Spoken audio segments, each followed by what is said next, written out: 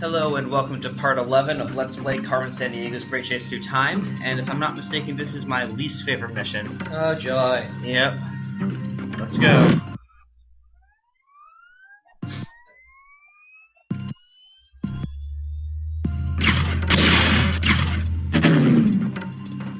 You're heading for the height of Europe's Renaissance, Florence, Italy in 1505. But where there should be a masterpiece, there's just a lot of I wouldn't think of sending you to the Renaissance without Renaissance.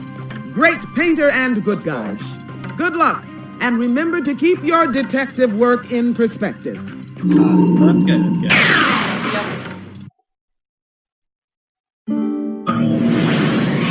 Hey there, hipster. Where are we now, you ask? Let's see. Italy, 1505. Yes, it's a Renaissance, all right. That fellow over there is Leonardo da Vinci, my artistic idol. I wonder why he stopped painting. Mona, how about the smile, eh? A little one. What good's my picture going to be without a smile? The smile's supposed to be the best part. What is a smiling? What is a laughter? What is a happiness when a thief can march right in here and take advantage of the trust of a genius? I am not amused. Not amused at all. Alright. Hello, I hope you haven't come to steal anything, because someone has beat you to it. I can't get my model to smile. We already know. Without that lovely smile, there's no painting. I'm afraid I'm no good at telling jokes. I can paint, sculpt, design, and invent, but jokes have always eluded me. I'm a very serious man, you see. I usually hire some amusing jesters, and the smiles last all day. But this morning, a strange night fellow came in and offered to build me a jesting machine, using my own spare parts. I love a clever machine, so I accepted. It worked at first, but then there was a commotion, and the jesting just quit. The knight had vanished with my notebooks and damaged his machine during the escape. Now the jesting machine is useless, and Mona isn't smiling. So, we're supposed to fix this machine that should not exist because it was built by a violation who lives 400 years in the future. 500, really. So, we're just supposed to, go along with this when breaking all sorts of things. The point of this is to preserve history, not kind of break it. I mean, this is breaking it very, very, very much. Yeah. That would be most kind of you, as I'm very busy painting. The sketches on the back wall should help, and there are plenty of spare parts in the other room. And that's the other thing. This is the European Renaissance mission. We're in Florence, and this mission is 2 panels, 2 screens in one building. This one. Joy! We don't see anything else going on in the Renaissance. Wasted potential. Exactly. That's why I hate this mission so much, because it's so boring, and I don't think there's a lot learnable. We'll get to it. We'll get to it. But there's so much potential, and they just wasted all of it. This is the biggest budget cut, or limited budget problem. You can see, because they the most obvious one. Dropped the ball on this mission so hard. Okay. Those schematics are all that remain of my stolen notebooks. The thief used them to build his jesting machine. I am a painter and a sculptor, but I'm also an inventor. I have a deep interest in mechanics. I have a theory that mechanical flight is actually possible. Do you think that's strange?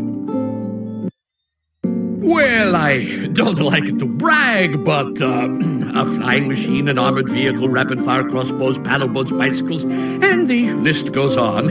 Of course, these were never actually built, but they do look splendid on paper. Right, well, Renaissance era. The Renaissance era. But yeah, he and Steve Jobs would get along so well. I know. That would be a it's all design. It's all design and vision. Design and vision and physics. And if you think about it, Steve Jobs also wanted the Apple cars to look good. That was part of Apple's appeal. So which is important. They would have a lot of stuff. I mean, that's they would really have. I would love to see them talk. Oh, yeah. I believe that painting is actually a science, and I intend to prove it in my upcoming treatise. A scientific use of painting can help describe the complex and wonderful properties by which we see the world.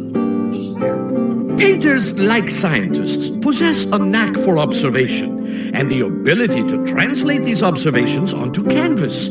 Painters are indeed intelligent people. Cranky, but intelligent. Come on. I generally get commissions.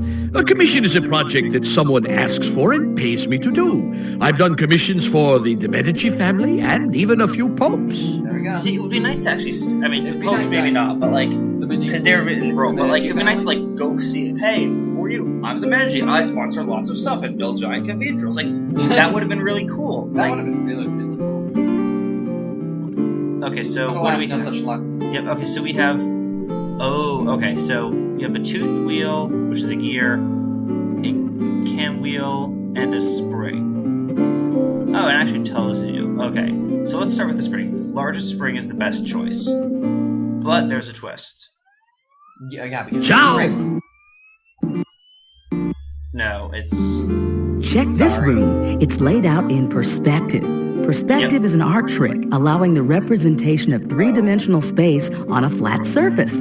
It should help us distinguish between the different sized parts in this room. Okay, so we need the largest spring, right? Right. So we need to find which one is largest, and... The largest one, I think, is that third one. This is the second one from the back. This one? By perspective. This one? Yeah. So how does perspective work? Because I'm a little confused. Okay, so perspective works by creating relative depth, by changing the size of an image within a frame. Right. So you basically, there's a thing called perspective geometry. You might. Well, I mean, I guess what I'm saying is like, so this one appears to be the smallest. It's probably not the smallest because it's so far back. It's not necessarily the smallest. It might still be the smallest. Right. So but like, how are we supposed to solve far away? Right. So how are we supposed to solve the puzzle if we can't judge them perfectly? You can make assumptions. So, for example, this spring here is almost as big as that spring back there, but that spring's farther away. So we can assume that that spring is bigger than this spring. Oh, okay. That's clever. All right. So let's. This one looks good. Oh, we just click on it. Okay. Try using the spare part on a section of the jesting machine. If it fits, that jester will soon be jumping for joy. Okay. Bingo! That's the right spring. Things will really be bouncing now. Also, the other thing is I didn't like about this mission. This is that's mean. What? Putting the note there. That C note means we're right on track. Well, I don't feel so. I feel that was fair, but... This is the worst time to have that happen. Come on, please clear out. Please clear out. Go. Actually, okay, let's just... there we go. Okay, so we've done the spring. Use the smallest gear. Okay. Thank you. Okay, so let's see. That one looks small, but it's in the back. That one's small and in the back, so that it's farthest away, so that's probably the smallest. Well, no, if it's small and far away, that can mean when it's up close, it's actually much bigger, right? No. If it's small and far... Well, if it's small and far away... Oh, whoops. This might work. Let's try it out. Try using the spare part on a section of the jesting machine. If it fits, that just... No, because... That's nearly right, but this wheel has a All right. See, because it's small in the back. Yeah. Actually, let's try this one, because this is in the front and it looks pretty small. Yeah. This might work. Let's try using the spare part on a section of the jesting machine. If it fits, that jester will soon be... I'm not an artisan. You are not. No, right? Yeah, so this is not very perception is terrible. No. Now that's what I call setting the wheels in motion. Okay. Let's watch it get rolling. Also, it's like... Also, it doesn't help that that kind of functions as an optical illusion as well, which is a pain in the... Yeah. Oh. Yeah. We're jamming now. A Carmen note was gumming up that gear. Nice. Actually, Alright, I need to go back and check here the cam wheel. I never heard of these before, actually. Yeah, the cameras are kind of Okay. Yeah, that's just so 1, 2, 3, 4, 5. Those are all about the same size. So yeah, that's small. That one is probably really far. Yeah, that's huge. I'm gonna say let's try this. How about this one? That might be it. That is really hard to tell with this nose. Perfect fit. Nice. This piston rod is ready to start rocking. Echo! The machine is working again. That's funny. And with Mona modeling, Oh my God, I it's so might get some so work random. of my own done. You're still not smiling. I'm spontaneously happy now. See, Perfecto! That's just the smile I want to see. That's not even the most important. That's not even the most Enigmatic. important thing about the Mona Lisa. Like, of all Also, things, the My smile was painting is finally finished, and it's a masterpiece, if I do say so myself. Look at the background. Mona, come with me. We're going to paint the town red. Also, look at this. I'm done. I'm done with that. Whoa, that machine must have been the work of a vile villain, since no one in this age made a machine that could really fly. Also, there's a roof on this building, right? Right. Anyway. No, but the thing is, in the Mona Lisa, like, the background is physically impossible.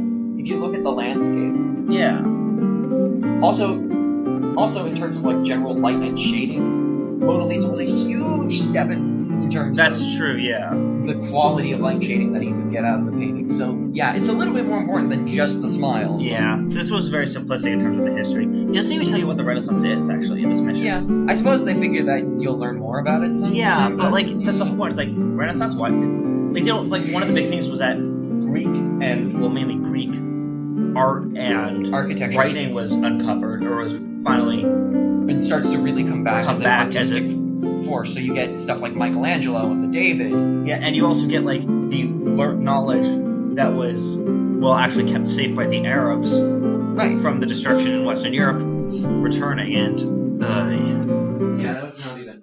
Let's just finish this mission up. And get out of here. That makes Carmen note number 3. Now for the hard part, figuring out her cunning little word games. I've been to one of the Medici cathedrals. Oh, and they're gorgeous. They love the arts in Florence fair, and for such things we thieves do care. Your task today, my clever cook, will be to snatch Da Vinci's book. Will other fret about a smile, hide beneath a lute throughout tile, described in Leo's writing style. So...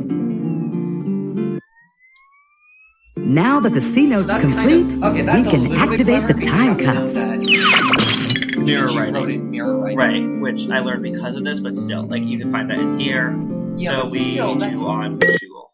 That's the one. The Chronopedia mentioned that Leonardo always used mirror writing, meaning he liked to write backwards.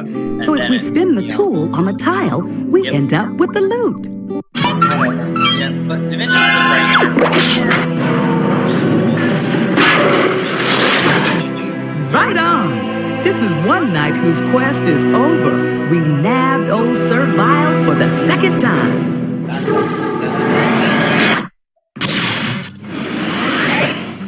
Back to Acme Jail for you, Sir Vile. Perhaps we'll put that plate armor of yours to good use this time as license plates. Fie! I am recaptured. But do not gloat, ye Acme rogues. Lady Carmen still roams free. Well done, Detective. You subdued Sir Vile again, got the machinery in order, and helped Leonardo get a chuckle out of Mona Lisa. Thanks to you, art and science of the Renaissance will keep coming together in wild new ways. Excellent work, as usual. Yes, you are quite a worthy opponent. But in the end, I'll outsmart you. I've got much grander plans underway. Says you. Sounds like another time crime is already in the works. Can you move on to another case right now?